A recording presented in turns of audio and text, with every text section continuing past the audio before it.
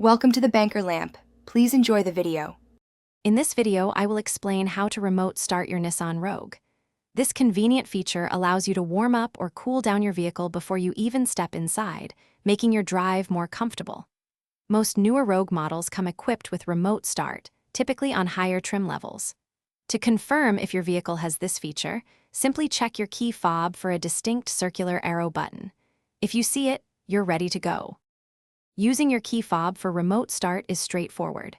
First, make sure all your Nissan Rogue's doors are securely locked. Next, locate the circular remote start button on your key fob. Press and hold this button for approximately 5 seconds. You'll know it's successful when the engine starts and your parking lights flash. The engine will run for 10 minutes, and you can extend this once for an additional 10 minutes by repeating the steps. For even greater convenience, you can use the Nissan Connect Services app. Begin by downloading the My Nissan app and logging in with your Nissan Owner Portal account. Ensure your vehicle is properly connected within the app and that you have an active subscription. To start your Rogue, simply press and hold the Start/Stop button in the app for a few seconds. You might need to enter your Nissan Connect Services PIN to confirm the command, adding an extra layer of security. If your remote start isn't working, there are a few things to check.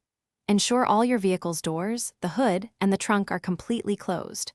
Also, verify that your key fob battery isn't low and that you are within its effective range, usually around 100 feet.